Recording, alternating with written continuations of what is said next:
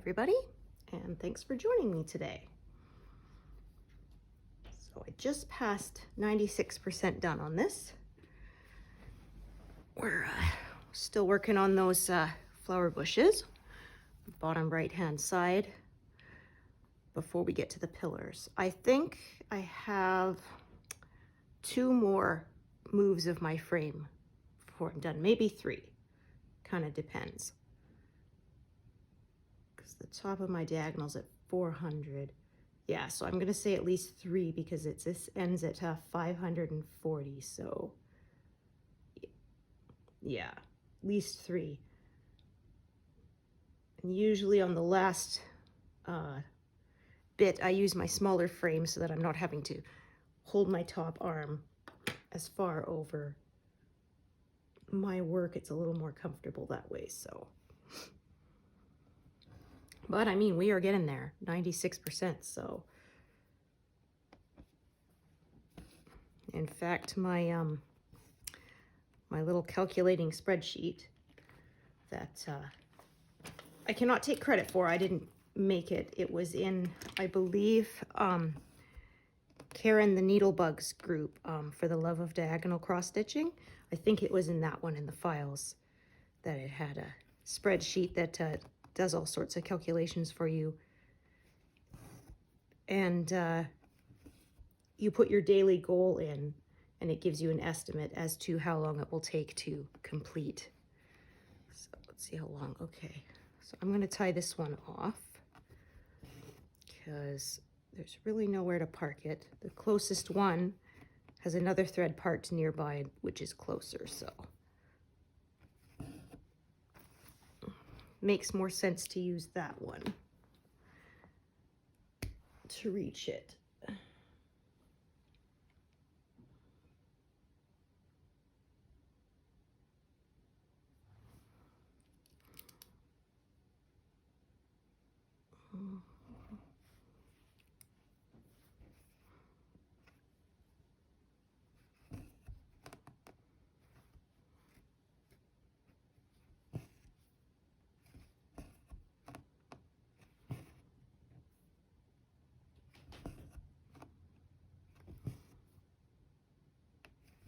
Yeah, still a lot of this color, but we are slowly approaching 0.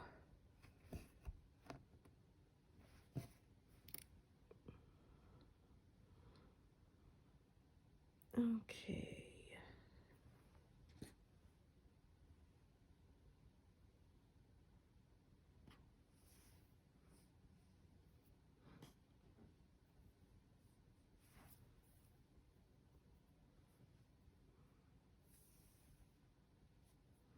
Yeah, it looks like it's going to be a nice mild day out there today.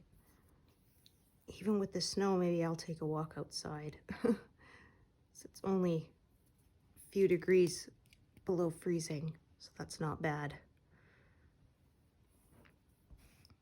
Yeah. Oh, let me see, where am I? Just making sure that I'm in the correct place. Okay, so that's the green one there. And, oh, okay, I did the top 2 of this one, it looks like, but I forgot to color it in. Yes, that's what I did. Okay. Yeah, my pattern and my stitching were not matching, so I knew I did something wrong there.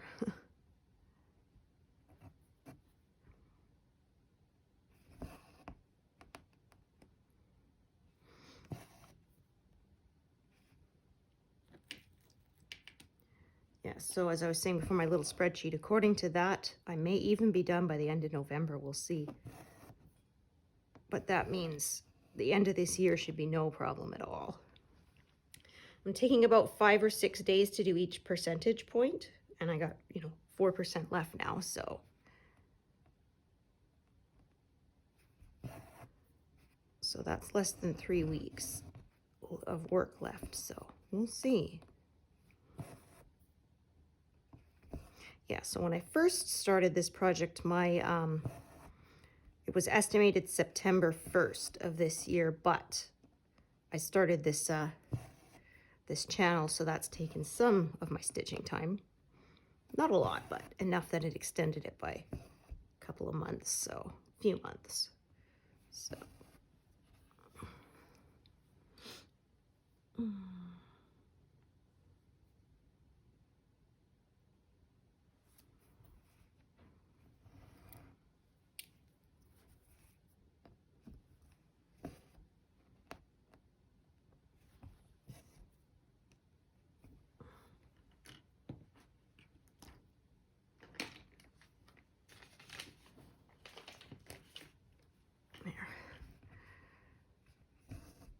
Just had something poking my elbow where I was resting it for my top arm. It was tickling me. It's very annoying.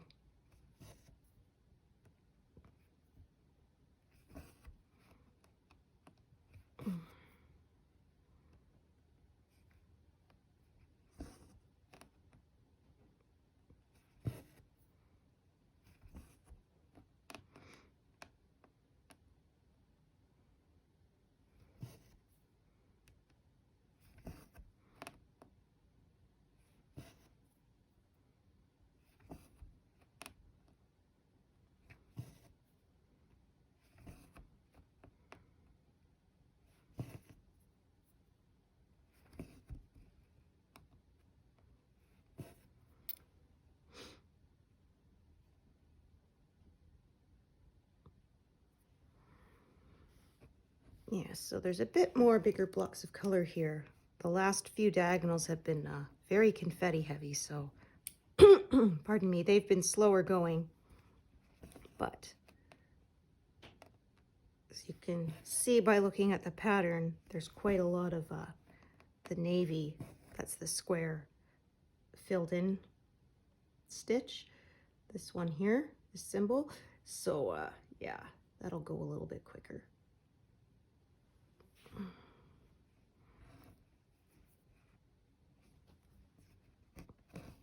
And then the pillars generally go quicker as well,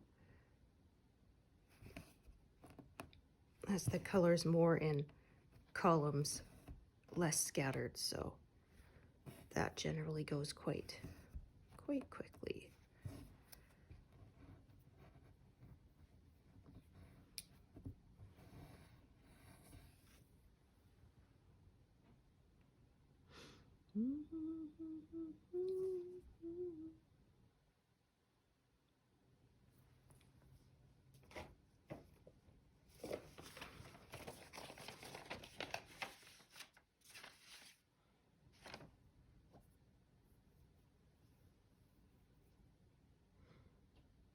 So yeah, the last week has been the whole Twitter fiasco where Elon Musk took it over and changed things, and it's just turned into a total train wreck you can't look away from. And man, has it come up with some great memes. I think my favorite was somebody took the movie poster from How to Lose a Guy in 10 Days, and they photoshopped the Twitter symbol on her head and Elon's face on his head, and then it said how to lose 44 billion in 10 days. That was my favorite. Cracked me up, but yeah. They just keep coming.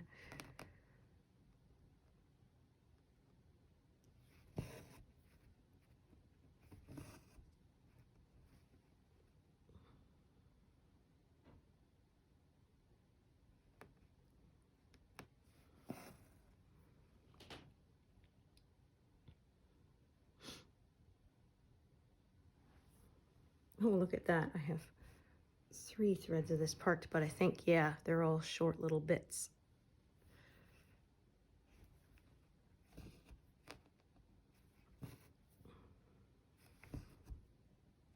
I really like this turquoisey color.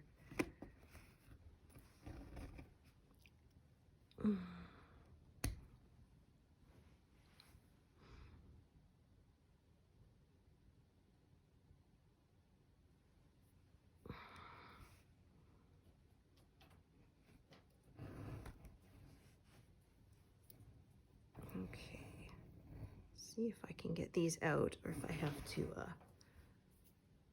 pull my needles off the threads and start again. Oh, and I grabbed the wrong one. Haha. My goodness. Yeah, there we go.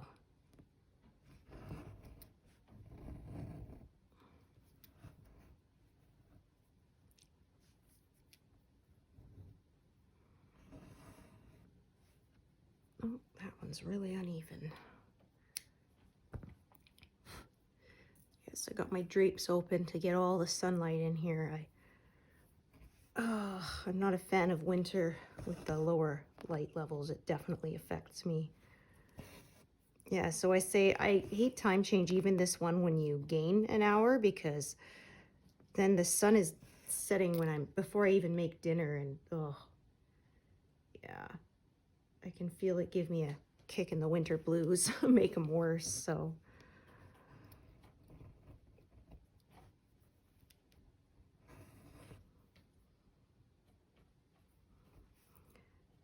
yeah, like we watched a movie about, it was set up in like the Arctic Circle. I can't remember what it was called, but it was like some scientists at a research station up in the Arctic, and you know, they have during their summer where it never gets dark, and then they have in the midwinter where it the sun never comes up. It's like a perpetual twilight. I'm like, oh man, I would die.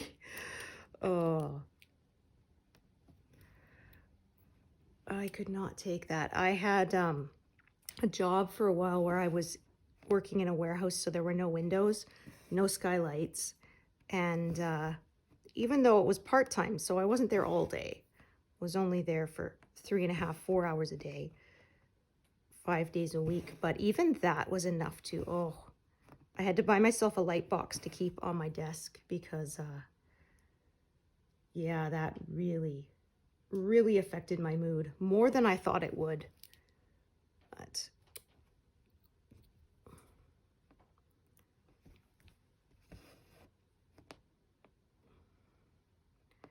yeah, nature's important for us.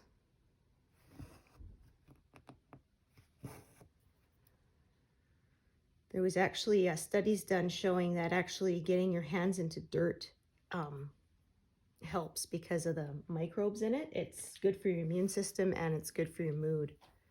So I said that's probably why a lot of people are really drawn to gardening, because of that. And also, I mean, I guess there's the boost of seeing things you nurtured grow. Unfortunately, I am not a green thumb. I even managed to kill an aloe vera plant, so oh dear. Yeah. Like I say, it's a good thing my apple trees are pretty much, you don't need to do very much to care for them. Prune them a little bit, but other than that, they're very hardy. They're actually bred for this cold weather, and they actually produce a better crop if they get a really good freeze the winter before. So we had a medium crop this fall harvest, because we had quite a mild winter the year before. The year before that, we had a big crop because that was the year we had the huge, well, it got so cold that the Texas had the blackout and stuff, and it was -50, and that's 50 Celsius here. So if you use Fahrenheit, -40 is the same in both, so that'll give you an idea of how cold it is. So yeah, that was the year my newer apple tree, the smaller one, finally started producing, and I often wonder if it was just time because we'd had it for 7 years at that point, or because the that really cold snap finally jump-started it, or a combination of both. But yeah, I was getting a little nervous that that little tree was never going to produce fruit, because they said 3 to 5 years, but there hadn't even been so much as a blossom on it. So because they said in the first few years, if it does try to produce fruit, you should remove it so that it can put all of its energy into establishing like its root system. But no, it didn't have that problem. It didn't even try. And then when it finally did, year before last, it produced full fruit, like baseball sized, not just like little crabapple sized. So yeah, it worked out.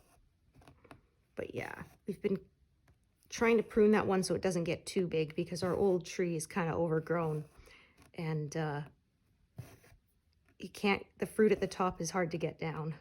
My husband shakes the tree because I make apple juice out of it, so it's okay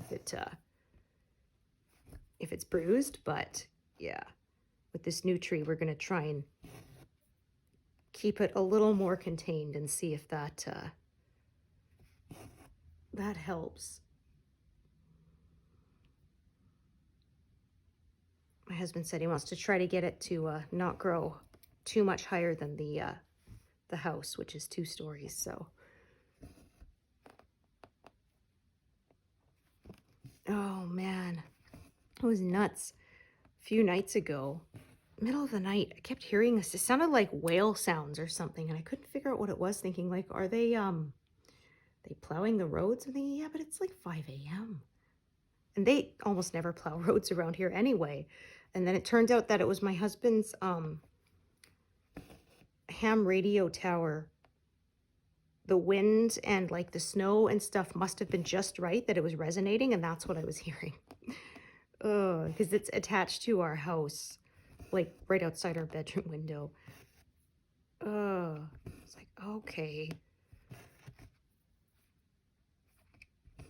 It doesn't usually do that because he has it set on a crank handle so that it can be raised if he wanted to use it, and then it's lowered till it bends and lowers so that's parallel with the roof line when he's not using it. So keeps it a little neater tucked away, and then also it doesn't catch the wind like that, because he tried one time, he left it up when we were supposed to be going to bed, and I couldn't sleep because the wind kept catching it and making this, moaning sound and waking me up, even with earplugs in. So yeah, I'm unfortunately very sensitive to stuff, especially sounds.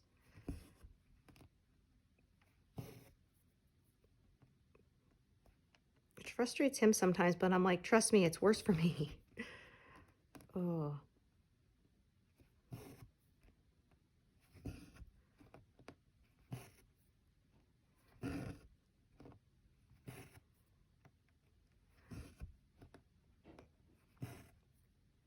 Repetitive and like vibrating, resonating sounds drive me mad. Ugh.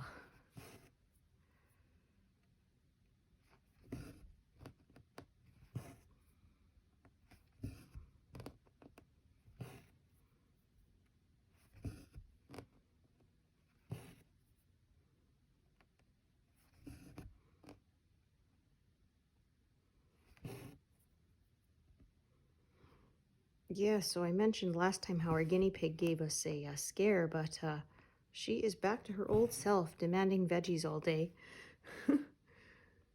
So you'd never know she had that day where she didn't really want to eat.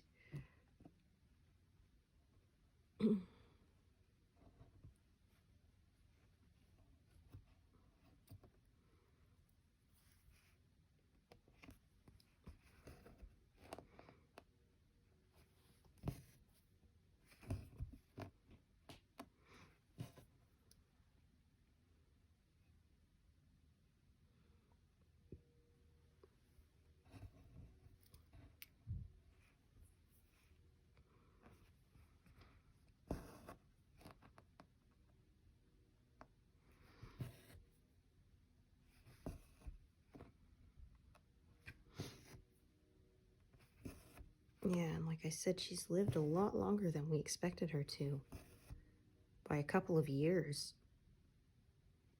We even had friends who got guinea pigs after we did, and so they were younger, and theirs have since passed on, and ours is still still there. My sister-in-law said she's like a legendary elder being or something.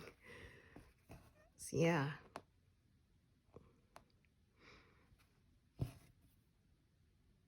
Every year I say, I don't think she'll be with us next year, but then she is, so yeah.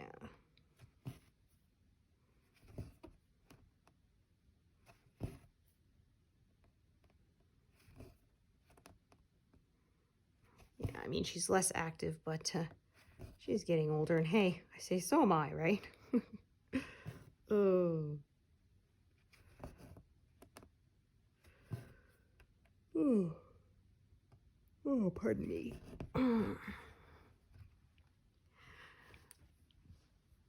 Yeah, see, I don't mind the slightly later wake-up time from the time change, but then feels canceled out by how dark it gets so early. Because I do notice the difference when we have the springtime change. I don't like the getting up early. That really throws me for a loop, but I do notice a difference in my mood in that we're awake for more of the sunlight of the day. So,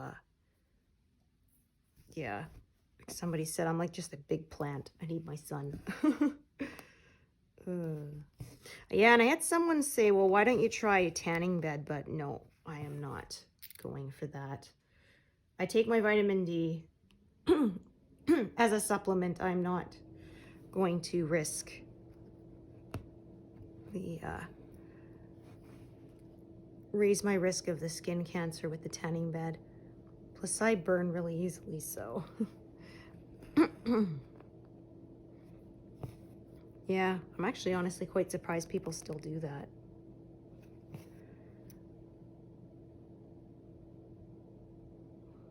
But yeah, there was a big ad campaign from the tanning place in towns about how, oh, get your vitamin D. And I'm going, yeah, but there's other ways to get your vitamin D and not irradiate yourself.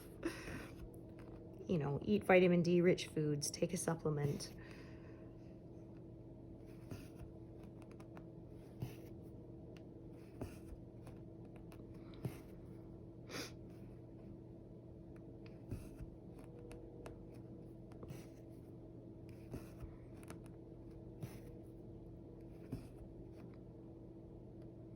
Yeah, I mean, I still have that little bit of a tan left from when I got a sunburn at end of June. It's still here. It is fading. My tanning loofah mitt that's supposed to remove your tan is slowly removing it, but man, it is taking forever. I'm really glad I wasn't like in a wedding or something with, you know, a tan line showing, because that would have sucked. I never had one last this long before, even when I got a bad burn.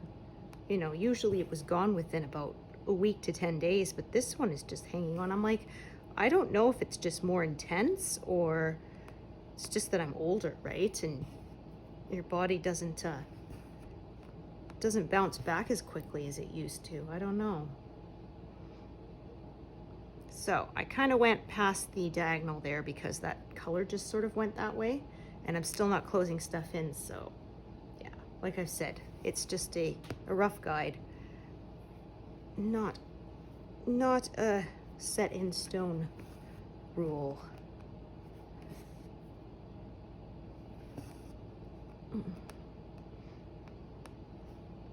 Okay.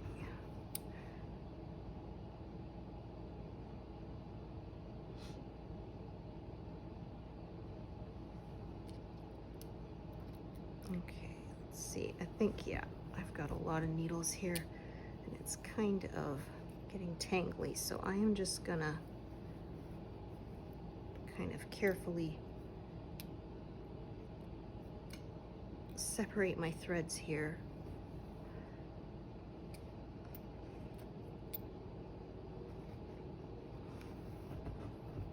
There.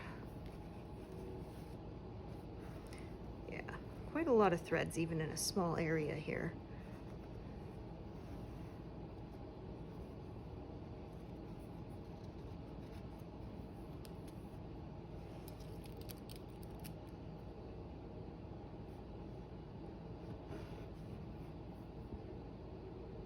Oh, it might help if I tried to thread the correct end of the needle. Oh dear.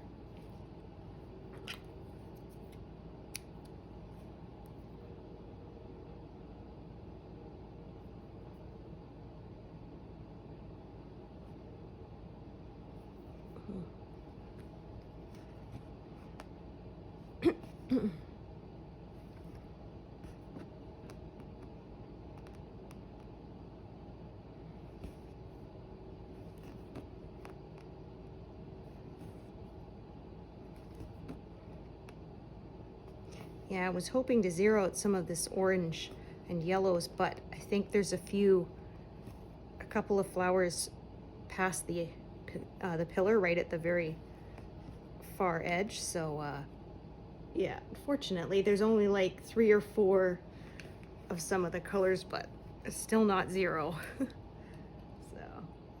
So yeah, I think we've zeroed out about 1/3 of the colors now, something like that.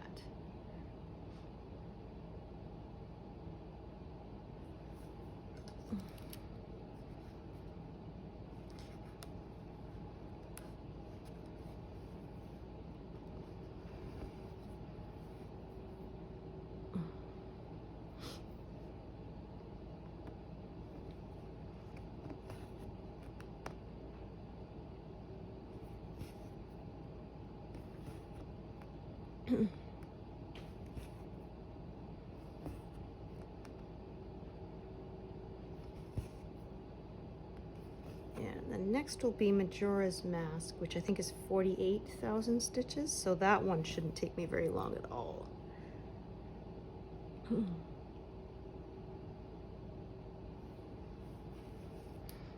Yeah, I think I did the math and I do about 12 to 15,000 stitches a month. It sort of depends, of course, how much confetti there is and how much time I have to stitch in that. But yeah, so if it's 48,000 stitches, then that's, 3.5 months on the quick side. And about,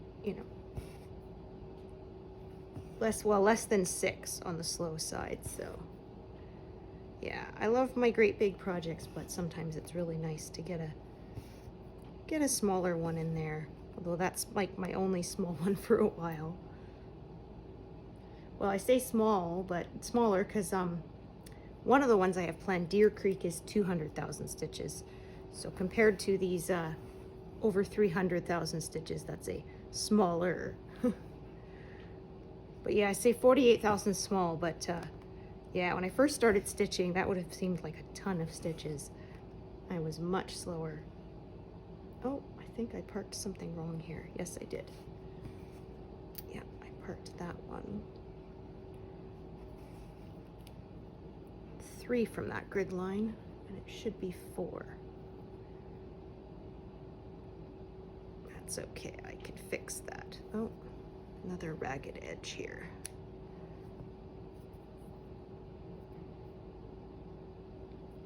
Although these are very similar and it's hard to tell. This is black and then navy.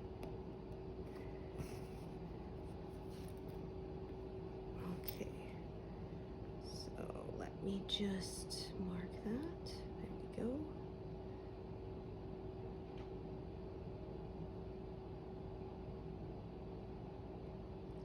Alrighty. Alright, just planning ahead my path.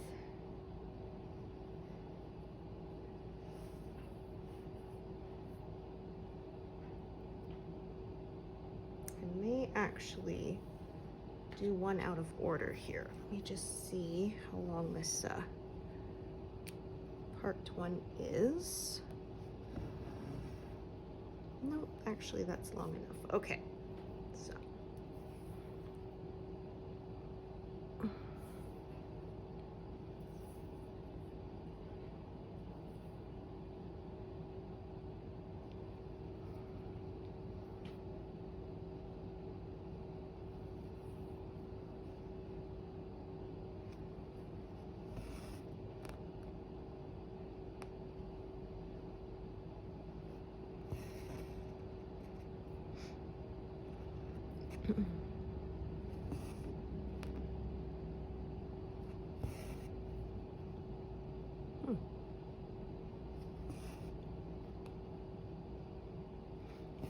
said they don't plow, but there's one of the dump trucks they use when they're plowing, because they don't just plow the snow off the road, they actually truck it away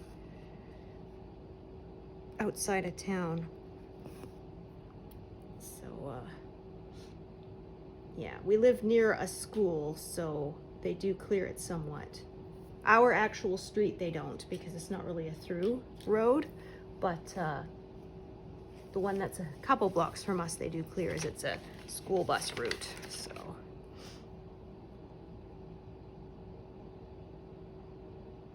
yeah, there was one year they needed to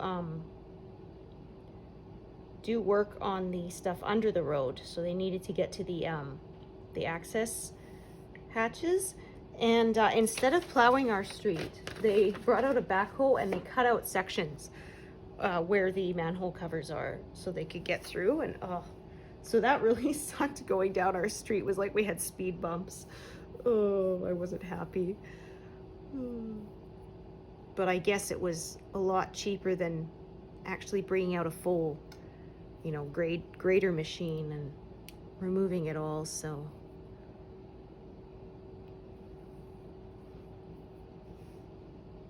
yeah, it's funny because when I grew up in BC, like as soon as there's 2 inches of snow, the plows are out. But out here, yeah,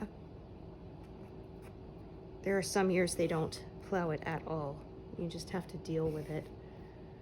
Yeah, I said the other night, my son wanted to go to the youth center, and my husband had pulled his back from, he'd been sick and he had a cough, and he coughed so much that he pulled his back. So I had to drive him out there, and I said, I don't like driving at night because I have astigmatism, so the lights have those streaks. And also, I mean, it's just dark. You can't see as much. People are blinding you with their high beams.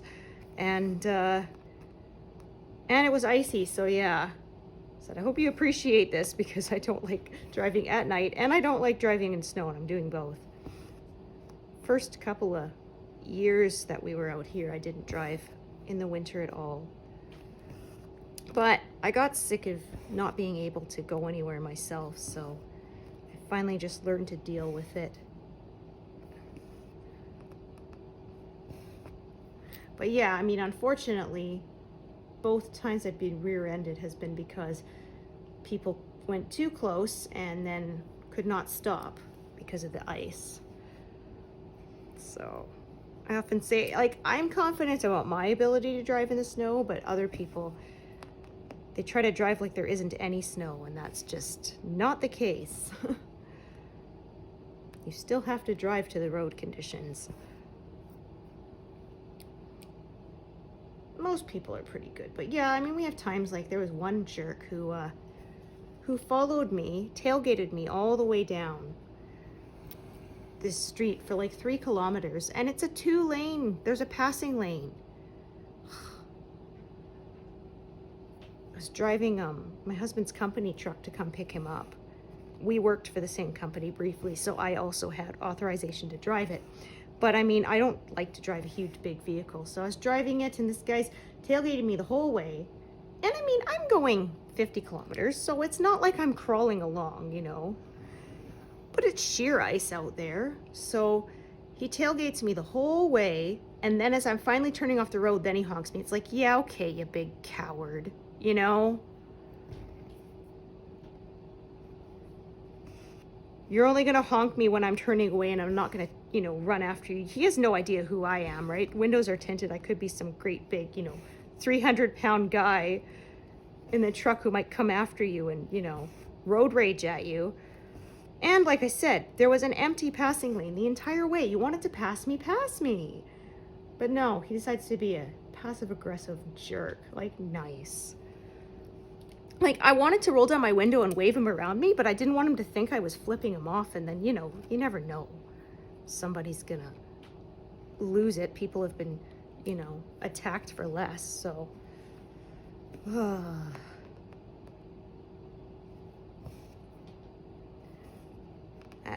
Whatever. What you gonna do, right? Can't control anyone but yourself.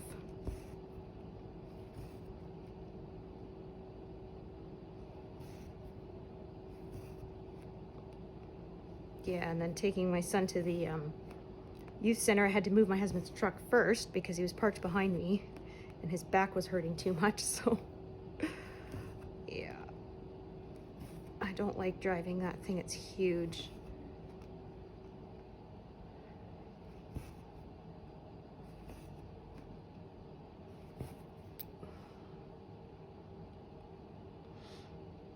Yeah, I've often joked I don't gain winter weight because I burn all the calories from how stressed I am at driving in the snow. Oh my gosh.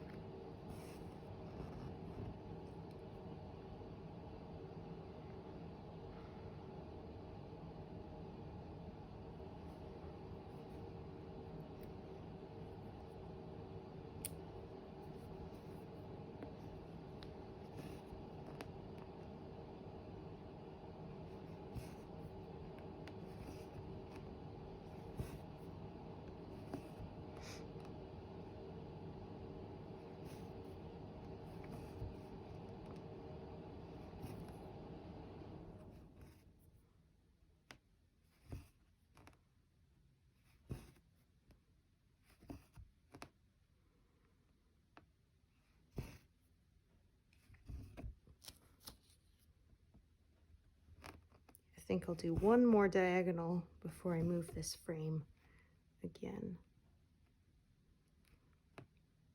I could technically fit more, but I find I don't like holding my arm above it when I can't rest my elbow because, yeah, I get sore that way, so.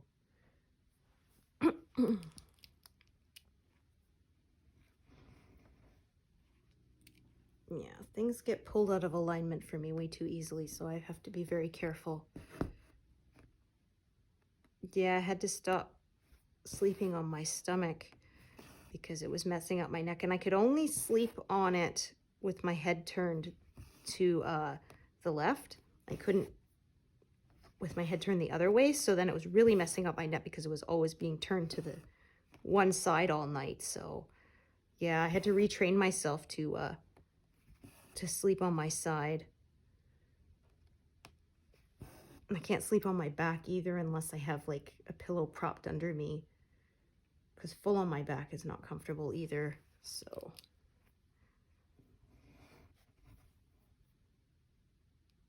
yeah, luckily my husband discovered if he uses a slightly thicker pillow, he doesn't snore anymore. So that's been an improvement.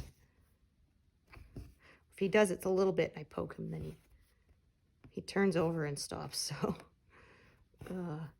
cause yeah, I said like, could you try maybe like those nasal strips that they have? Cause I use them sometimes when I'm feeling a little congested or whatever. But he said, no, the problem is it's not his nasal passages, it's his tongue falls back in his throat, and that's what makes him snore. So yeah.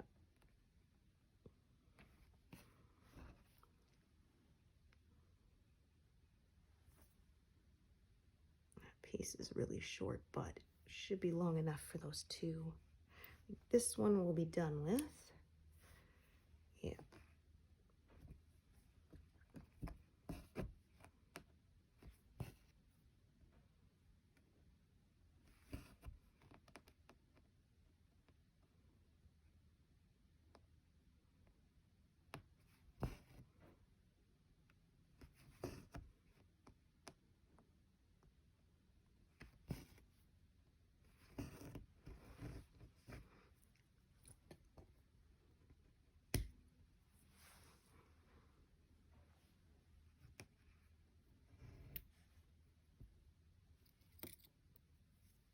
Okay, so none of those are threaded anymore. I could have chosen to do these ones that are sort of behind the diagonal, but I'm not going to bother. I'll do it in the next diagonal.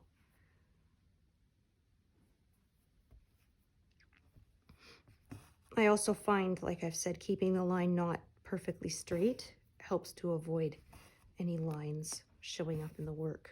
So, not that I've had a problem with them, but hey, you never know. Yeah, tension has never been an issue for me for this or for knitting. I've been lucky with that.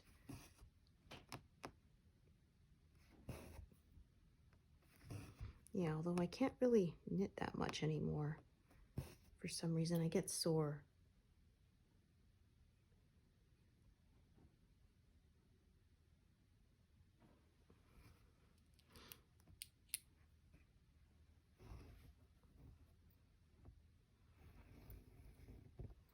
Yeah, I have to take breaks from it a lot more than I do from cross stitching.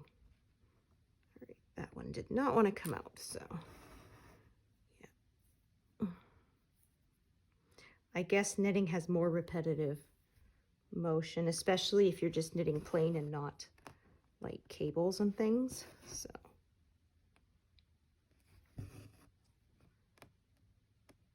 which I have done, but it's so funny. My husband cannot tell the right side from the wrong side of knitting, which just drives me nuts. I have to check because I made a Christmas tree skirt and he always puts it upside down. He, for some reason, thinks that where the colors interlock is supposed to be the right side, which it's stripes, it's not. And I'm like, all the ends are woven in on the wrong side. He's like, well, I just thought they got snagged. I'm like, the other side is perfectly smooth. Why would you think that is the wrong side? I just don't get it. And I had one I made with cables on it. And if you've ever seen the back of a cable pattern, it's just weird little lumps and dips and stuff. It looks strange. And for some reason, he always thought that was the right side. I'm like, why would that be the right side when the other side is like, looks like nice decorative, you know, braiding? I don't get it. Oh. Okay, so I have 2 threads of this color. I'm going to kind of juggle them both.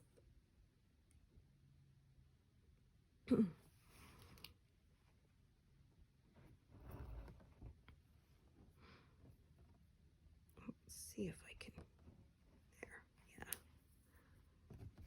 yeah, neither of them are terribly long, so I'm going to use them both up.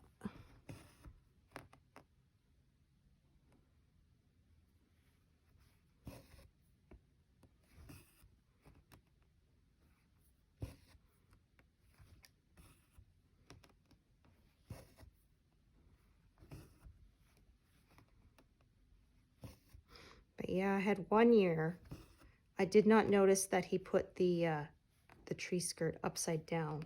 And I didn't notice till after the entire thing was assembled and put up. I was like, ah.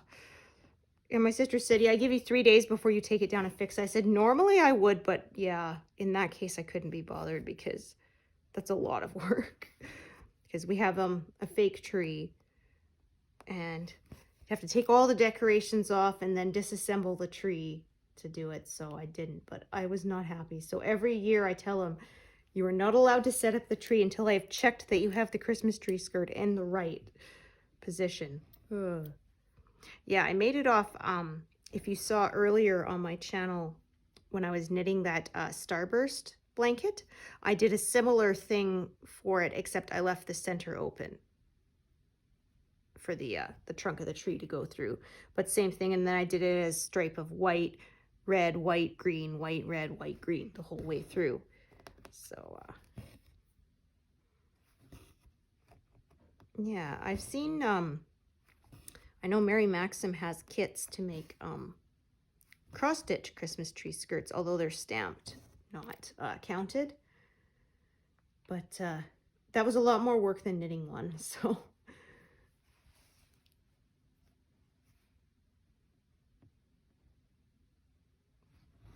It's funny because there was a couple times after we had the tree skirt out, we put our guinea pig to wander around, and she was looking around, and then when I tried to pick her up, she tried to run away, and she tried to go through the center hole where the trunk comes through. She tried to hide under it, and she got stuck. Oh, I had to pull her out. It's quite funny.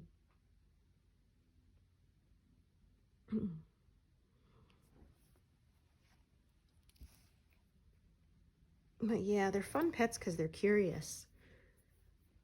So they'll go around sniffing everything and examining it.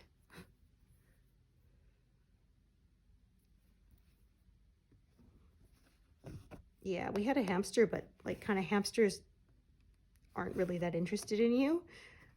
But if you sit in a room with a guinea pig, eventually they'll come up and say hi to you, investigate you.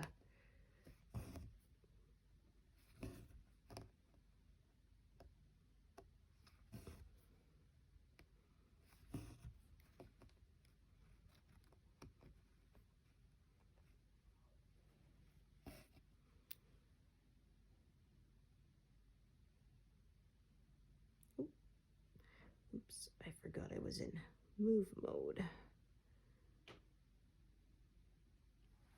Yeah, a lot of switching back and forth here. Keep from closing stuff in, but that's all right. I do not mind that.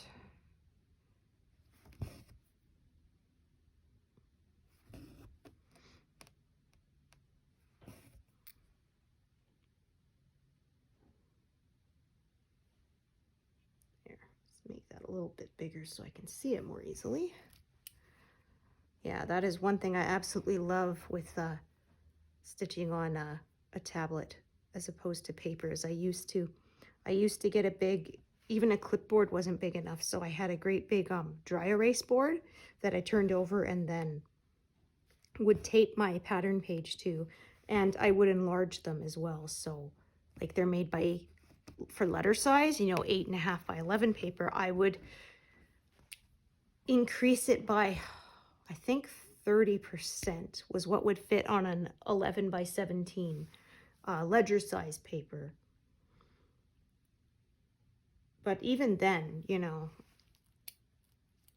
it is a lot smaller. This I love, like you can zoom in until it's like huge, right? Where you're fitting even less than a whole 10 by 10 square in your screen. So that really helps.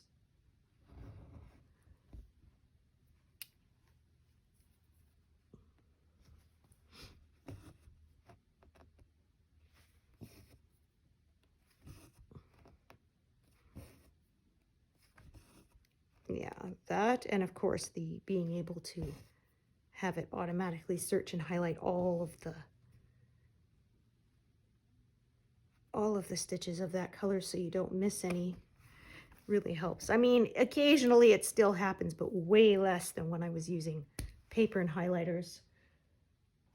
There it was like no matter how diligently you searched, you were going to miss something. It was like guaranteed. It was so irritating. Okay, so I've got that one and that one. Okay, so I think this one here, this top one, oops, will be done after these 3 stitches. And the one at the bottom I'll carry across.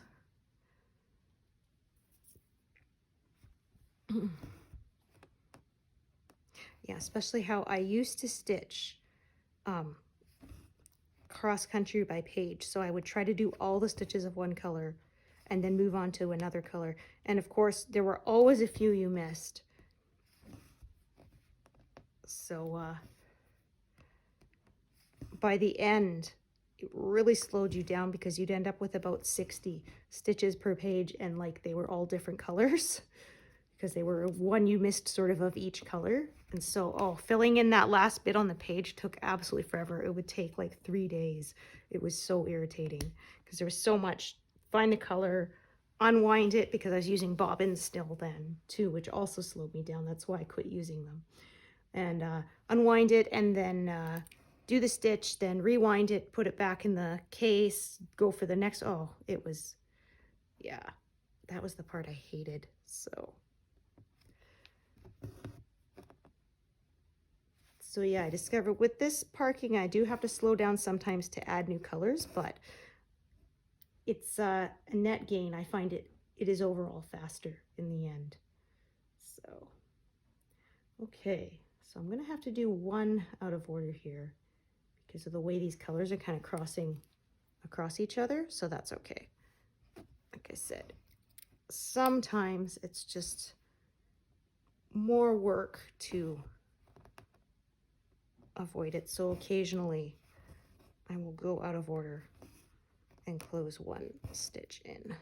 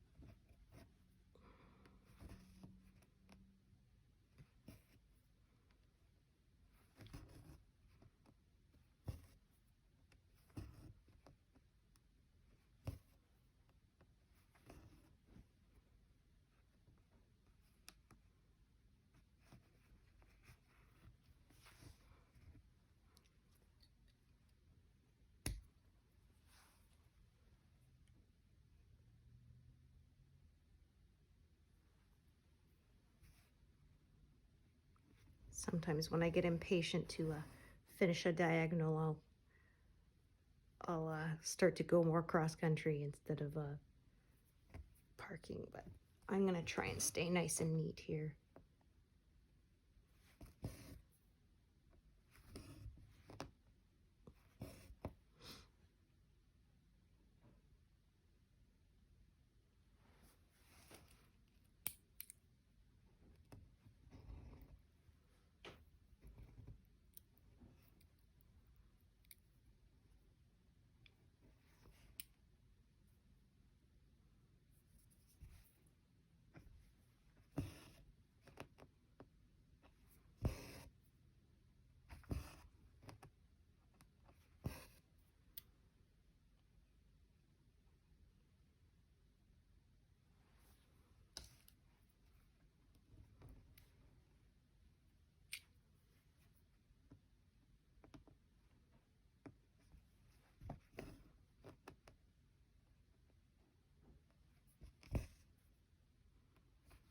Okay, I think that is too short to bother, yeah, carrying and parking, so I'm gonna tie it off.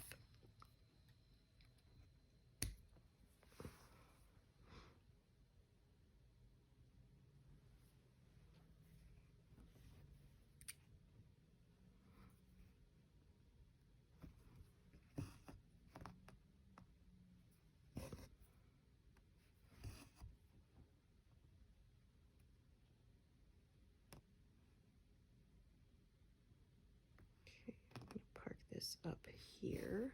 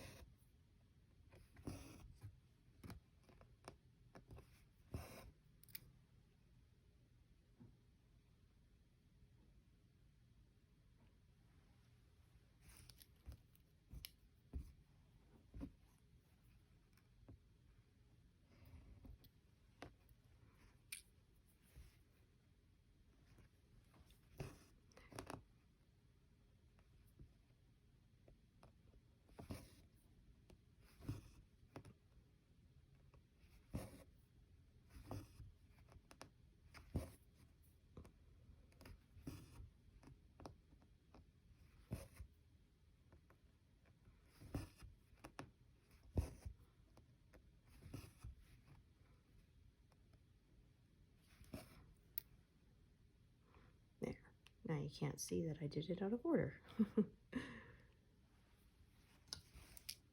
I always like reaching the bottom of a diagonal, getting everything either tied off or tucked away.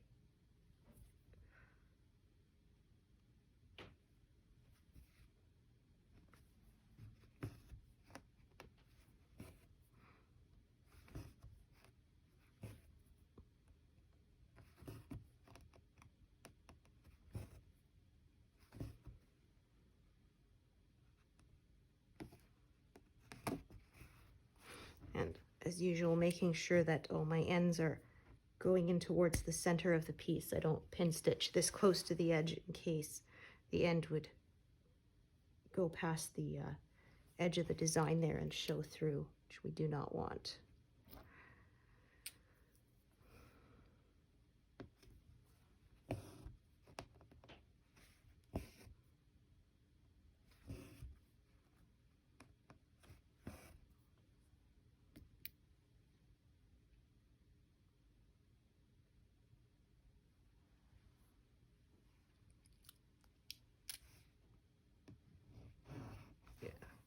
Figured this was going to be a short one, so I'm not going to bother parking that. It's too short to reach to that stitch and do it.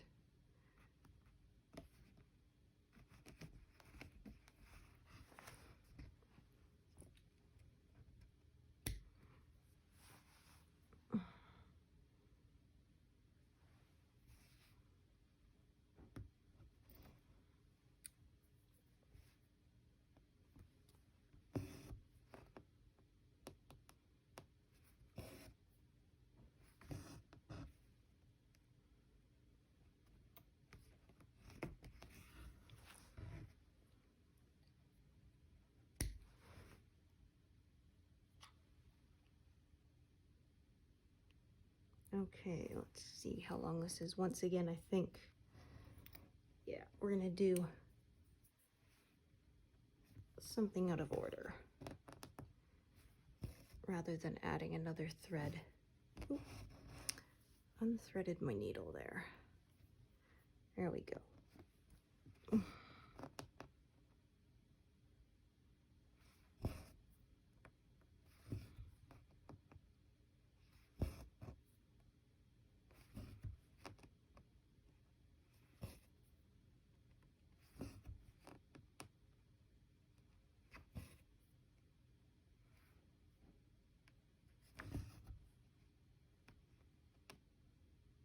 Oh, whoops. Oh, yeah. Putting that in the wrong spot. That would not have been good. Let's try that again. Yeah, I can't count. It's to go one more row up there. Otherwise, it was wrong.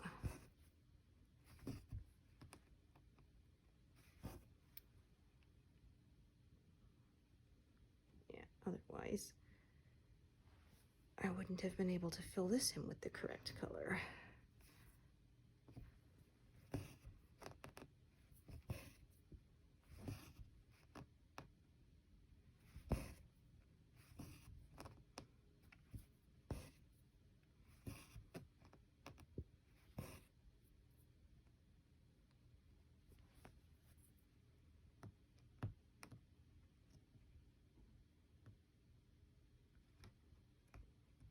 Those threads were just kind of twisted, so coaxing them to lie side by side. Nice and neat.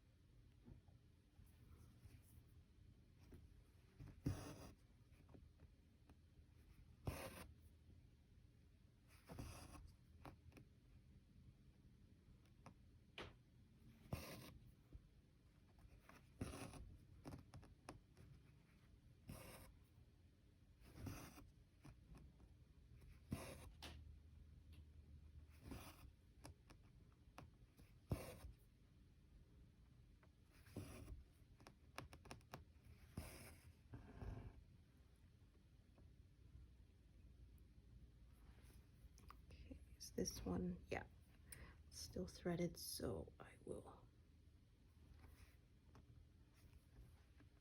do one more stitch before parking it. If it wasn't threaded, then I would have just left it for the next diagonal.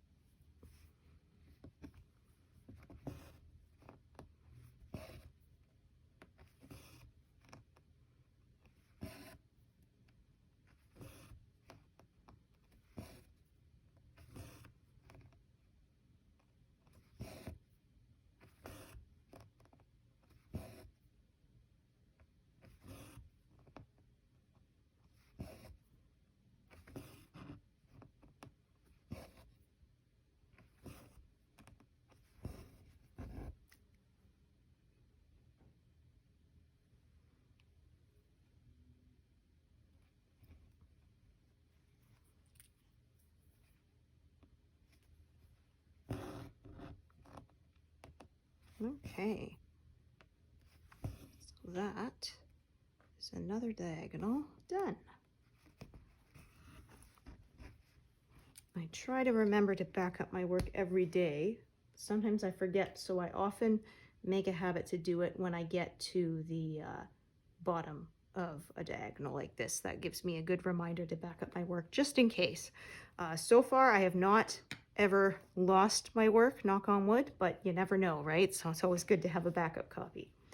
So anyway, as usual, I want to thank you for joining me today, and I hope to see you here again another time. Right, thanks everyone. Bye.